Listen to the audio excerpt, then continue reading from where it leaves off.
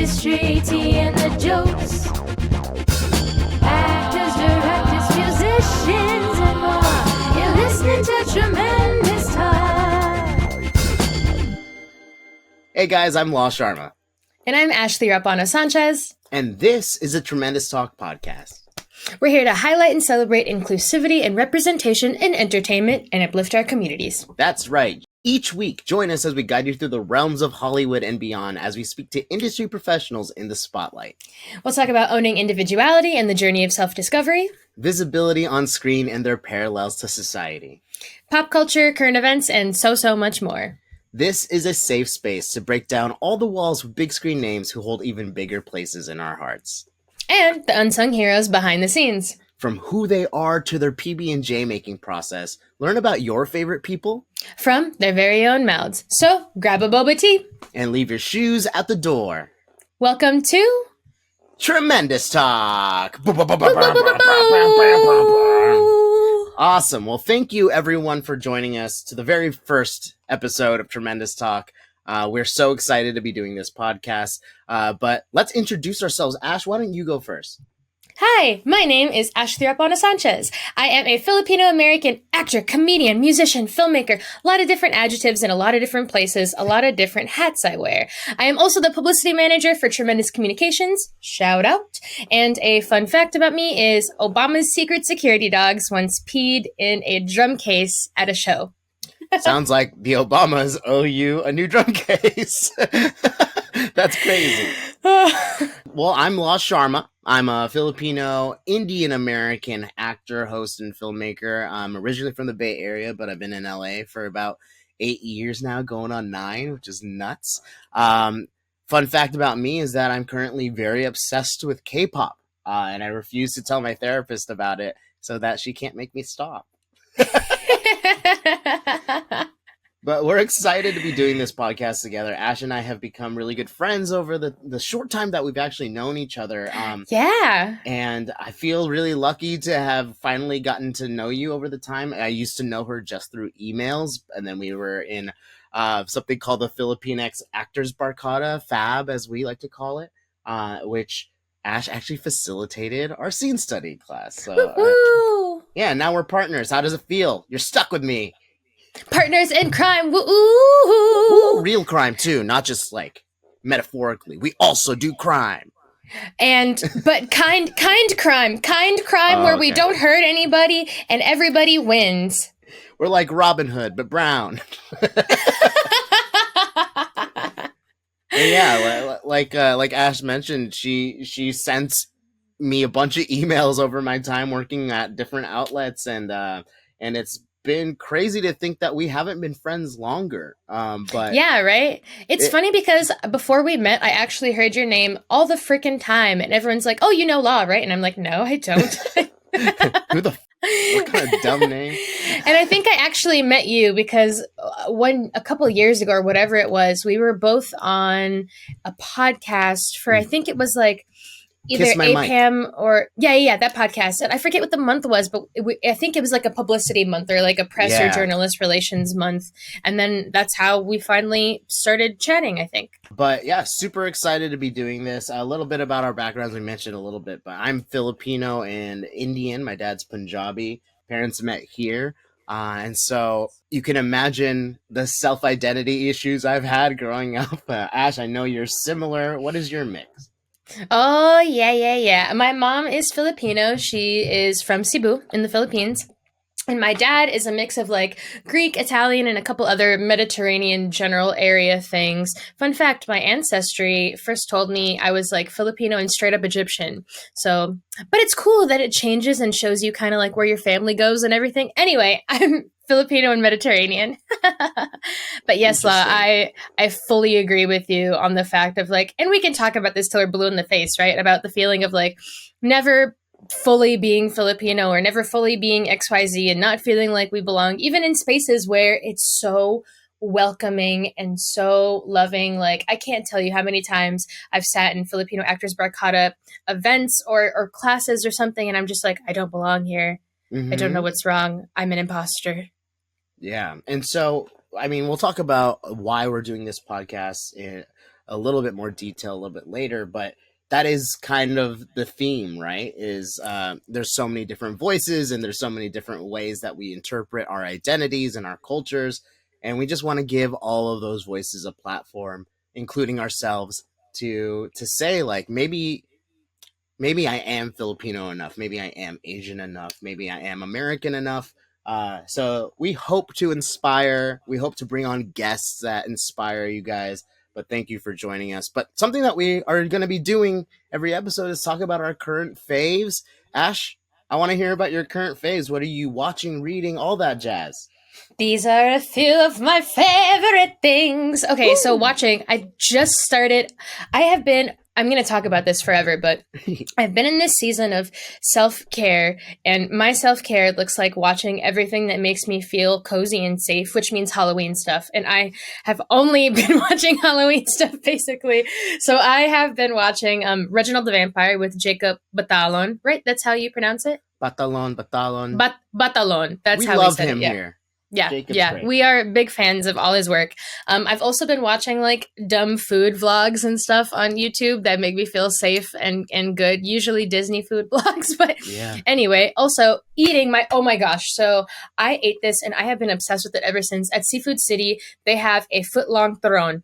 Like a whole foot long, and I cannot stop thinking about it. I'm obsessed with it. And every time I leave the house, I'm like, what am I gonna eat? Oh, I gotta go to Seafood City, guys. And for reading, I have been reading the whole Tita Rosie's Kitchen Mystery series by Mia P. Mananansala. And I'm currently reading Blackmail and Babinka. Shout out to Denise Cabanela. She does the audio narration of this. Which is wonderful. She is fantastic. She's co-founder of Filipino Actors Barkada.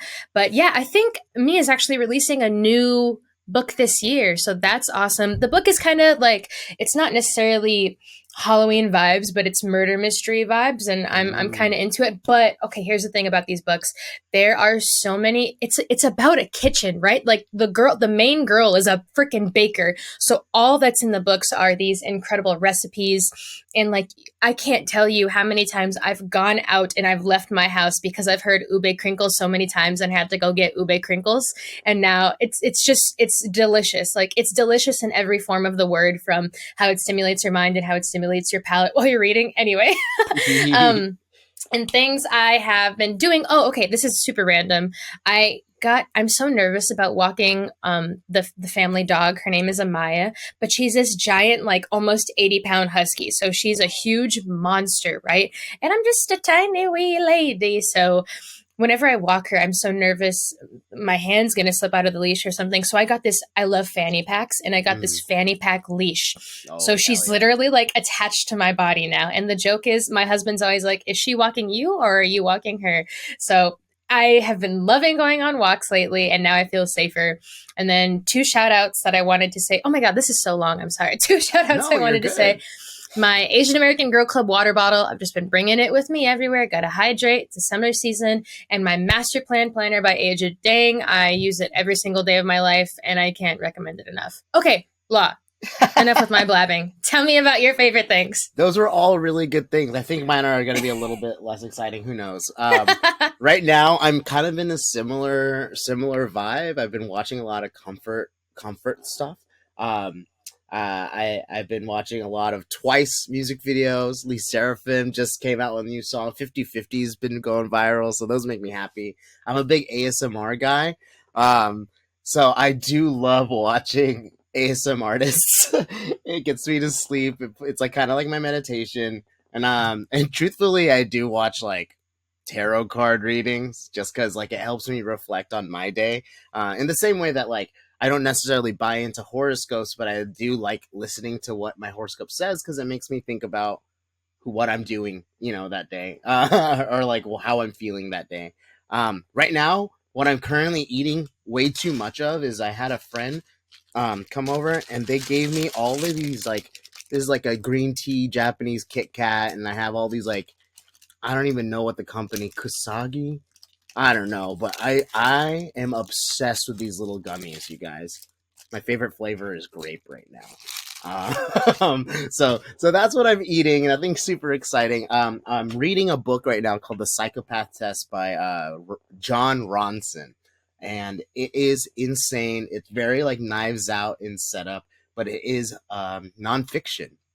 So it's about this guy. He's an investigative journalist. He gets invited to find out what's going on with these puzzles that were sent to all of these world class academics across the world, and it devolves into an investigation about what is a psychopath and why do they function the way that they do. Um, and so, very very interesting book. Highly recommend. What a great read. And right now, something random, little random shout out. Just want to shout out a couple creators that I recently bought pins from. Where is that other one? Oh, here it is. So I want to shout out Midnight Dogs for this Nope pin. It's amazing. It's the metal horse with like the flags hanging out of it. Fred also made like an Everything Everywhere at Once pin that I absolutely adore. He also has an Us pin actually. So he's a Jordan Peele guy, but these are really high quality pins. I'm a big pin guy. I also want to shout out Kimchi Creative for this Porco Rosso pin, which is my favorite Studio Ghibli film. It's so cute. You don't see merch of him. And she is an Asian American creator. And so super, super shout out to both Midnight Dogs and Kimchi Creative for brightening my day with these pins. Hold the hell up. So I've learned so many things about you in the past 2 minutes. One, okay, ASMR. I had no idea you were into ASMR. Like, what do you watch? Like, when you look up on YouTube, what ASMR do you watch? Is it like bags crinkling? Because when you were opening like the Japanese candy bags, I was like, that's an interesting sound. It's interesting, right? Because like ASMR, I think it means like, what is it? Auto sensory median response or something. It just means that like tingling sensation that you get. So I used to get that sensation when I taught people at the Apple store, or sometimes when someone's talking to me, you know, like if it's very like altruistic and very silent and it's just me and them, it's less about the sound and more about the connection in that case. But for ASMR, you can trigger that same sensation with sounds on your microphone or whatever. What I like to watch, if I'm trying to go to sleep, it's like no talking, you know, like I love the celebrities on W, the website W, they do ASMR, and there's like compilations where it's just the no talking parts of the ASMR videos. Love that. Love haircut role play, just because I love the bzzz. But then there's other videos that aren't intended for ASMR, but they give me the ASMR response. There's an old British man named Grand Illusions on YouTube, and he just shows you all the toys he's collected over the decades. Like this guy's passion is toys, and so just like watching him like talk about it, it calms me. It's like meditation. I don't know. Super random. I love this. This is so cool. Okay, wait. What's your favorite? Kind of related, but kind of not related. What's your favorite sound? Like just the sound. That is rough. I mean, I do love rain falling outside of a window. That one's like really nostalgic feeling. That's a hard one. What about you? Do you have a favorite sound? I don't know. So here's my thing with sound. I think I recently have discovered that I'm a little sensitive to sound, which is ironic because I am a musician. But I think it comes from being an only child and being full of like silence all the time. Like no one talked to me. I didn't talk to anybody. And I sat in silent rooms for a lot. And then so now being in my husband's house with like his whole family, there's noises constantly happening. And I'm slowly learning how different noises affect me in different ways. But my favorite noise, I also go to sleep to the sound of rain falling. Like it's specifically like the river fall, river. I don't know. Just look up river, like a river rain. I don't know. That kind of deal. Rivers. I like rivers. Yeah. But my favorite sound is the sound. And it's always been this way ever since I was a kid. When you have like a pencil box or like a crayon box and you close it. I don't know. Yes. Yeah. What is that called? That's a great sound. It's just a good sound. I don't know. But it's so specific and it always makes me happy. And things in boxes. That's not it. That's not. Is this an ASMR podcast now? Also, when you were talking, I added the psychopath test to my reading list. It is insane. What a book. Like literally what a book. They get into like Scientology a little bit too, and just like, because the idea is like sometimes the most powerful people in the world are psychopaths. And so they do things to cause chaos. There's no rhyme or reason behind why they do messed up stuff. And that's what I really like about the book. And it's very, very eye-opening. Check it out. Everyone, check it out. Maybe I shouldn't check it out because it will make me nervous. If you end up reading it and being like, I see nothing wrong here, you're a psychopath, and the world would be better for you knowing. You know what I mean? I'm going to have a conversation with you in 2 weeks saying, I think we need to talk. I learned a lot some things about myself. Yeah. It also says in the book that if you like ASMR, you're a psychopath. I'm just kidding. I also learned that, well, I've known this kind of about you, but I need to show you my pin collection too. Because I've collected all the pins I've had since I was a kid. And I now got one of those like Ida purses or whatever. It's the purses that you can put your pins in and like show them off. I love it. I'll gotta show you all my stuff. I'm trying to get a new cork board to hang all these bad boys. Oh, yeah. Up, I love pins. I love them so much. But let's talk about things that we've done recently that maybe we're proud of or excited about. You go first. I want to hear about your audition stuff. Oh yeah, I mean it did not go well. I got a text from my agent basically saying like, "Hey, casting likes you. They're calling you direct to callback. I didn't audition." So I was like, "Oh, excited."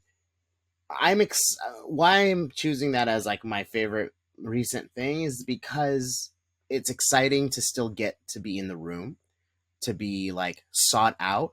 I did not do very well. I stumbled over my words way too much. And I almost felt like I was like the alternate auditioner because everyone looked like older, gray, like older man. And then here I come and I'm just like, hey, what's up? Like, I know I don't look my age necessarily, but I definitely didn't look that old. You know what I mean? So that was interesting. That makes me think like maybe if they're going off of look, I might still book it. And then who knows, I'll be in Australia for the end of the month. But that would be very exciting. That's something that I'm just like still thinking about, still processing, but I'm very glad that it happened. Ash, what about you? Recently in the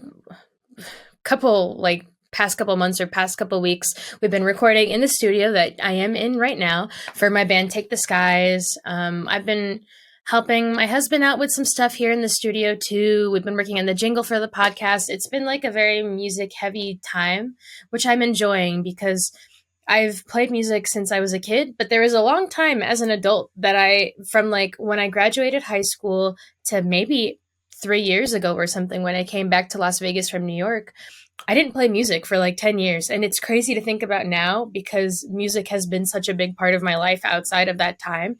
And I remember picking up my guitar and like asking myself like, oh, what if I did continue music? What if I did like pick up some sheet music and just start reading? Or what if I did just like mess around and like find out what happens with it? But I'm really happy I'm playing music again. And I think it's also helped me as like an artist in general and as an actor. I noticed some of the things I book are just because I play music. Like people just are looking for a drummer who happens to be a woman or something like that. So that's been pretty cool. And then I've been trying to work on like some Las Vegas community events and stuff and working on the films we're working on with Tremendous, Joyride, and Shortcomings. Woo. However, I'm kind of going to get into the next part of what we're kind of chatting about. I've been kind of navigating this space right now where, geez, dude, like I'll get burnt out so easily. Like I'll work a couple like 15 or 16-hour days for work and I'm just not a human after that at all. And my social media is running like really low lately.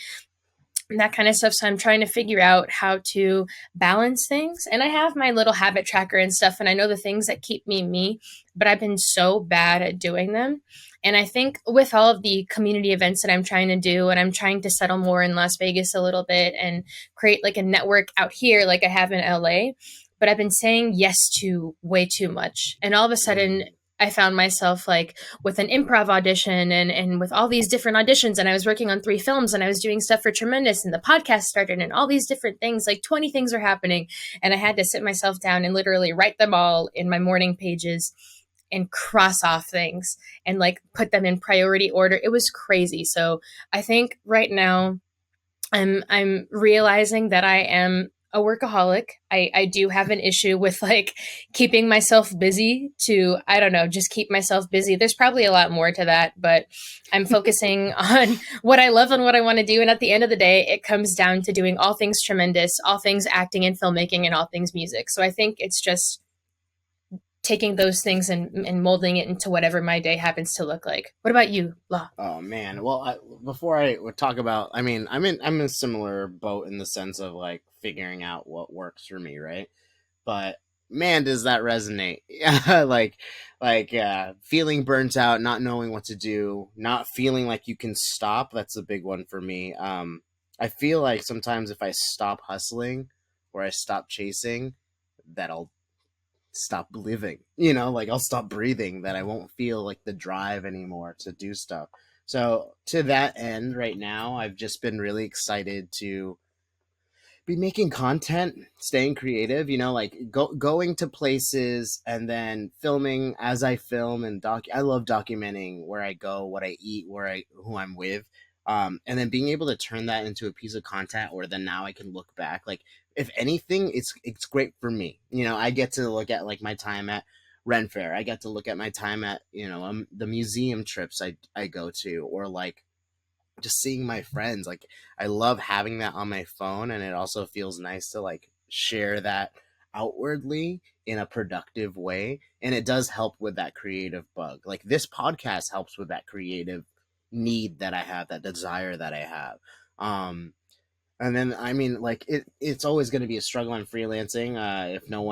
If anyone out there doesn't know, I freelance.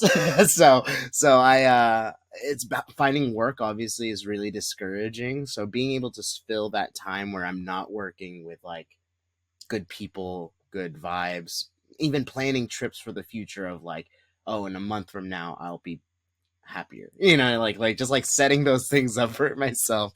But that's kind of been where I'm at. Something that I believe in, Ash, and we've talked about this before, but is small but certain happiness. And like I've mentioned K-pop before, I mentioned, I love food. Small but certain happiness is, I think it's a Korean ideology. Like, they have a phrase for it. But the idea is that you find something that always works for you to improve your day. For me, it's a K-pop music video, maybe a cheeseburger. You know what I mean? Like, I know that I will feel better, even if it's just like an inch forward into feeling better. That is sometimes enough for me to keep going. And so I am glad that you're finding what works for you, because that like kind of, parallels that idea where it's just like, why am I sad? Oh, it's this thing I'm doing. How can I be happy? Oh, by doing this thing. It's like, it seems so simple, but it's not. It's like, I totally understand the mental burden, but I'm proud of you for one, being vulnerable enough to admit it on this podcast. First episode. That's what we do, baby. We're vulnerable as hell. but like, but also that you're trying to sort it out and see what works for you. Because at the end of the day, burning out is not good for anybody. It means that you have to stop. Rest is good. Moderation is good. And hopefully we learn more about how people deal with this kind of stuff as we have more guests on, because the creative space, there's not one right way to do it. So we're trying to figure out all the different tools that we can gather together. I'm sorry, La. When you mentioned the Ren Fair video, I couldn't think of anything else. Oh no, I'm so sorry. It's a little naughty. It's on my Instagram. It is hilarious. It's so funny. But something that you said that I really enjoy is that you love documenting things with the people around you and stuff. I think I'm trying to do that more myself and trying, because I feel so, when I pull out my phone in the middle of like a moment that I'm enjoying life, I'm like, dude, I'm just betraying myself in this moment, and I'm pulling my phone out, and it's like, who am I sharing the moment with now, my phone or the people around me? But I think that's such an old school way of thinking, or not old school, but I think I just need to get out of that mental mind trap and embrace sharing memories and remembering things. Because I often go back in my phone, and me and my husband are talking, and we're like, what did we do last weekend? I don't know. I didn't take any pictures. I don't remember anything. Like, did I black out? What happened? Yeah. I'm the exact opposite. Like, I will save memes that I saw that day because it was relevant for that day. I will screenshot conversations that happened that day that make me laugh. You know, like I need all that because it's like you said, when you go back in your phone, not only does it help you remember, but it helps you feel all those things that you felt again. Whether that's good or bad, I think it's a nice way to reflect on how your life is going and how you're feeling internally. 100%. I think it also, this is going to get dark, but when my grandma passed away, when I remember I had all these like videos in my phone and all these pictures in my phone and everything. And I just, whenever I think of that, I'm just reminded of I could have taken so much more. I could Yeah. have done so much more. I could have remembered so much more. And I know it's all like up in the noggin still, but I mean, like things that you can pass down to your future family members or things you can share with the people that you love now that you didn't know back then or whatever it may have been. But yeah, I do like that. I do like saving memories. So thank you, La. I will do that more. Yeah, yeah. And hopefully we make a lot more memories here on this podcast. I think it's time to start talking about what we're doing here, right? Mm-hmm. I think for the Tremendous Talk podcast, we definitely started it because of the need for AAPI representation to Yeah. feel like a way to or find a way to bolster our community and the people in it and see how we can like contribute, I guess, to the growth and like the wave that we're all feeling. But I think I speak for both of us when I say that's not where it ends. We want to bolster all voices. We want to have as many marginalized voices that need a platform. You have it here at Tremendous Talk. And as far as AAPIs and entertainment, how do you feel about where we are right now, Ash? I feel, I mean, it's consistently growing and changing. And I have to bring up the Oscar sweep for Everything Everywhere All Yeah. at Once. What a historic, beautiful moment. I know it happened like a couple weeks ago, but how fresh is it still? And how beautiful it is that this moment in history has just happened. However, how heartbreaking it is that this moment in history just happened. Like it's such a bittersweet moment and it's so legendary and it's so beautiful. But I think there's a consistent push and pull of this is fantastic. We're doing all these things, but also this is the only thing that we have. Like, why can all the people who have been in Star Wars who are AAPI, why can they all fit in one page? Why is Everything Everywhere just being recognized now? Why is XYZ happening? So I think the analogy that I've used in the past was it's this like glass door and Michelle Yeoh puts a little crack in it and then everybody else puts a little crack in it and Ki Kwan puts a little crack in it and all of a sudden these cracks are coming and like we're slowly pushing through but it's still there. So and it's this like and then working in it too. My whole job, my whole life is surrounded by celebrating AAPI and entertainment and it's so lovely that we get to like celebrate it every day. But then I like zoom out of my little circle in the world and I see, Yeah. oh wow, this is not the case. Like even in the TV shows that I watch personally, I'm like, wow, there's no one on screen that's a person of color, which it's like 2023, dude. That's got to change. But Yeah. you know, what do you think? I think, you know, we say it all the time. You see it online is like representation matters, right? And it matters not just because, you know, like for the sake of like we're not, you know, checking something off a list like, oh, we got a Chinese guy in the movie, we're good. It matters because of the people like us or the people who are younger than us or the people who are maybe older and looking for a change of pace or like are inspired to get into this industry. Representation matters because you need to see yourself.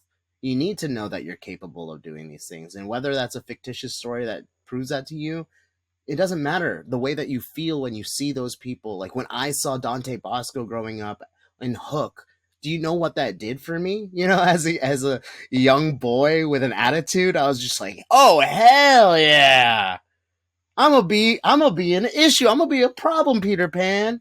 But like it like it you know invigorated me and representation totally matters. But I do agree with you, it's that we have so much further to go. Like even from a selfish standpoint, I am so happy that the East Asians out there are killing it. Shortcomings, Joyride, you know, Everything Everywhere All at Once, Shang-Chi. I'm waiting for my brown Asian success story.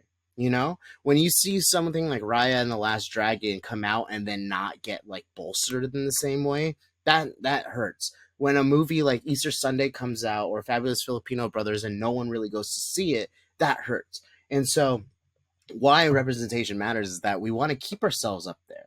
And then it's even more complicated for people like you or I who are mixed race, where it's like, well, I don't look just Filipino. I don't look just Indian.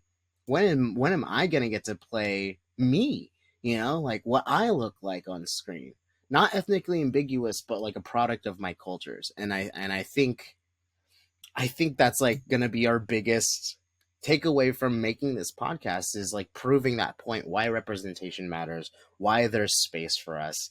And that's just kind of how I feel about the idea. I think there's obviously a gap to bridge between Asians and non-Asians or let's say non-white versus white, right? Like there's a gap of to bridge, like whether it's like directors or people in writing rooms or the lead actors. Like when I see a brown guy leading a rom-com like What's Love Got to Do with It, hell yeah.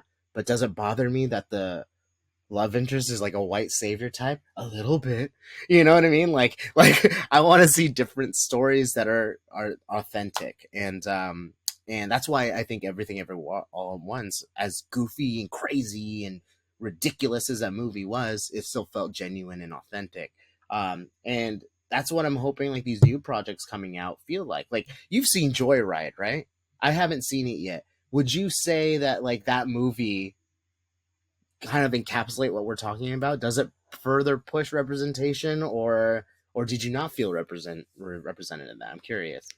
It's funny because I'm Filipino and I'm half Filipino and I am a person of mixed race and I am Southeast Asian. You look at the screen and you don't immediately align with these stories. However, just being AAPI and being Asian American and having this story about someone who does not feel like does the lead character fully feel Asian, or does she, like, just going on this journey with her and her finding her own self and the journey of self-discovery? That's literally part of our podcast, is the journey of self-discovery and individuality.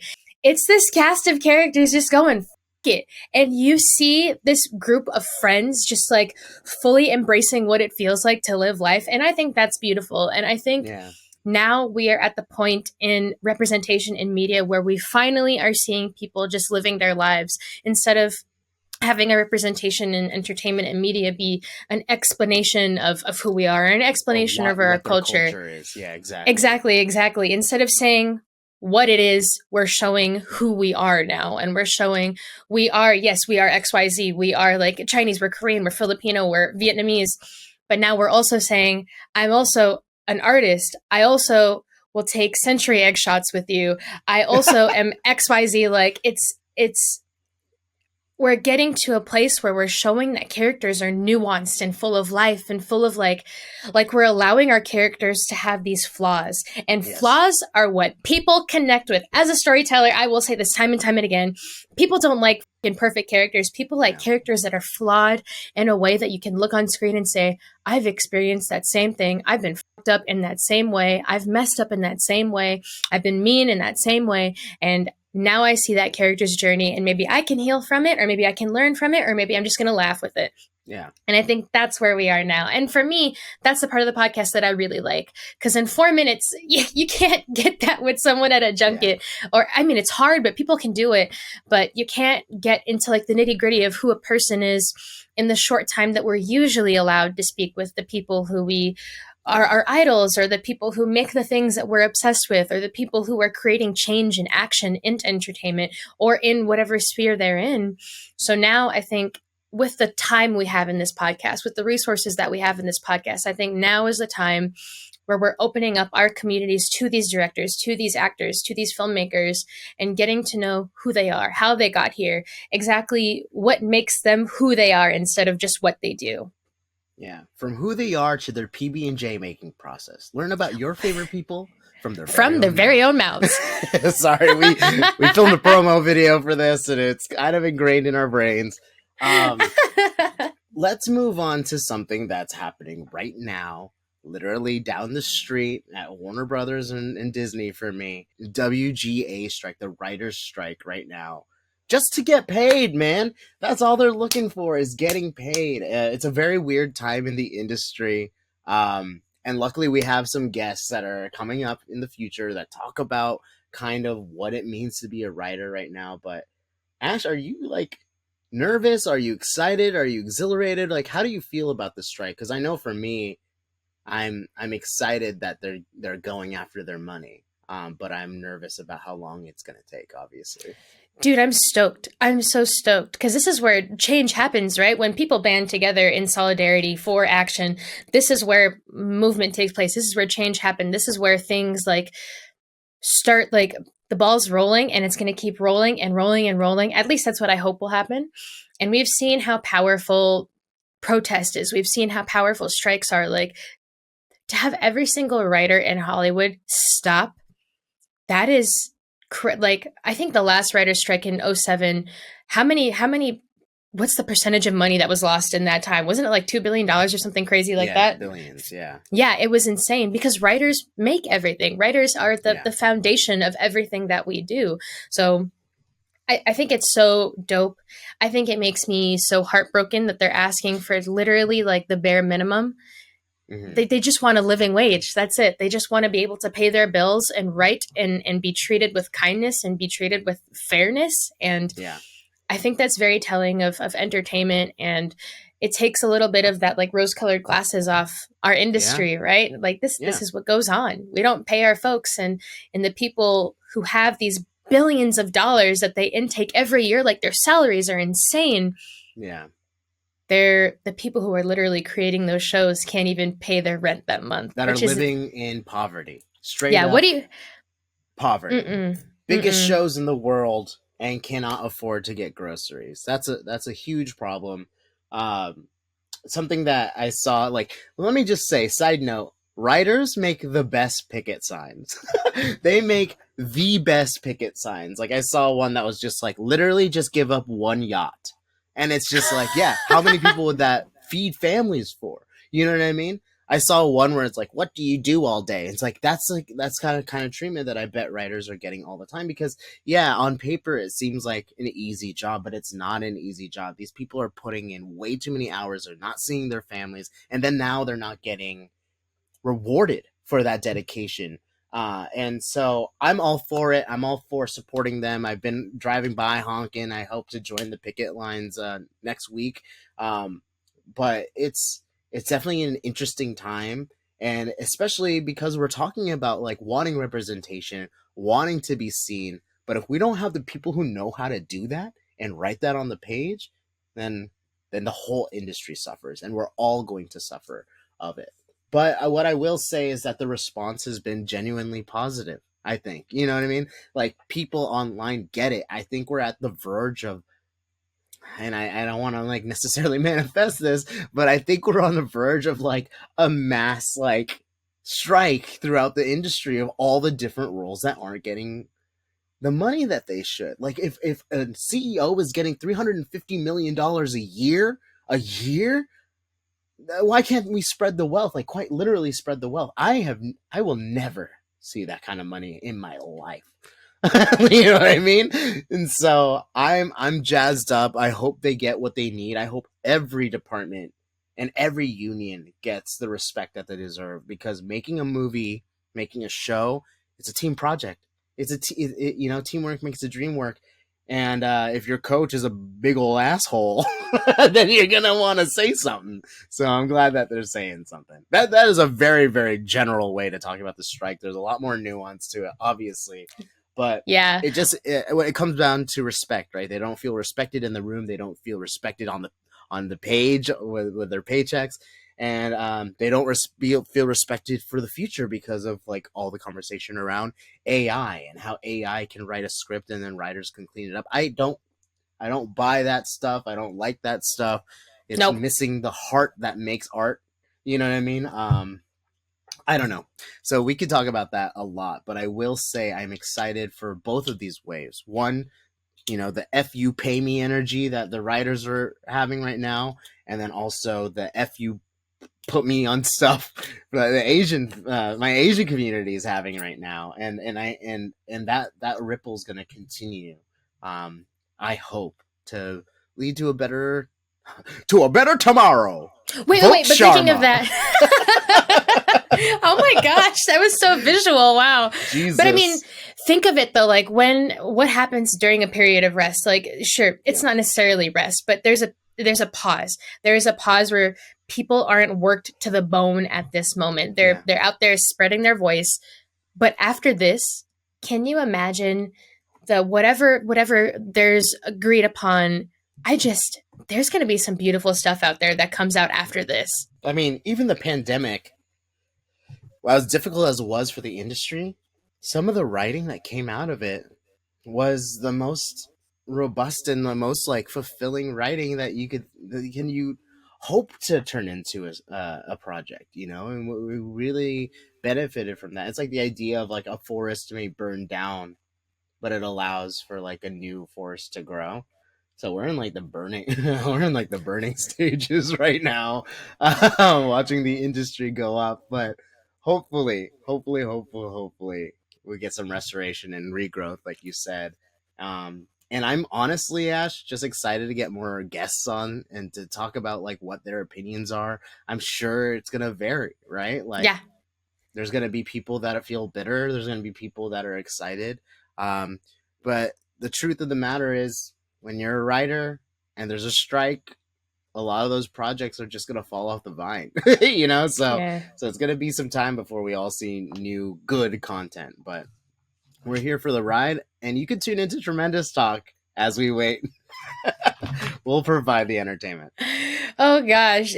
So what this means, what this like WGA strike means, is that live shows may be just on reruns. There's no more new episodics. So because everything is in such a streaming state right now, this is something we may not feel until after this is over and done with, until like a while from now. But it does mean that me and Law, as actors, our lives are kind of changing in the moment as well. Like, writers do really affect every single person around us. Yeah. And so now we get to take this time to like work on this podcast, dude, and just kind of be here and create content together. And I'm really enjoying that. That's been really fun. I think for me, that is a win, that we are privileged and lucky enough to be in this space to work on this podcast and have this outlet for ourselves. 100%. I totally agree with you. It's nice. Like we've said this before, but it's nice to have control over something that matters to us, that we care about. And representing you guys and representing anyone who needs the representation, we're happy to do it, and we're excited to do it on Tremendous Talk. But yeah, let's talk about gratitude. Maybe let's wrap this up on a high note. Ash, what are you grateful for these days? I know we just talked about the podcast and like some heavy stuff, but what's keeping you going these days? LOL. And talking about heavy stuff. Law, I know you know this, but I'm kind of a sad lady. Like I am a sad little lady. And yesterday I had a sad little day, and it was kind of just me sitting on the couch, sad, dude. Like I couldn't do anything. It felt like there was this giant weight on me, just one of those days, you know? And then my husband was like, get up off the couch. He somehow got me off the couch. I don't know how he did it, but he's a magician, and he got me off the couch. We ate an acai bowl together, and we hung this sign, and we just like, I don't know. I'm just grateful I got off the couch yesterday. And it was one of those days where like, if that's the only thing that happens, it's a win. And so that was such a win yesterday. And I think in general, things I'm grateful for are just the sunshine. Like, it's made such an effect on my life since oh my gosh, the weather is finally nice outside and we can sit in the sun and just soak up sunshine. That's been such a pleasure. Yeah, I think it's just the simple things right now that make me the happiest. What about you, La? What are you grateful for? Oh man, I'm grateful for this podcast. I'm grateful for the friends I have right now that are supporting me. I'm grateful for my family. I think, you know, my friend put it in a way that like really, it was jarring, but basically he was saying just like, think about how old your parents are.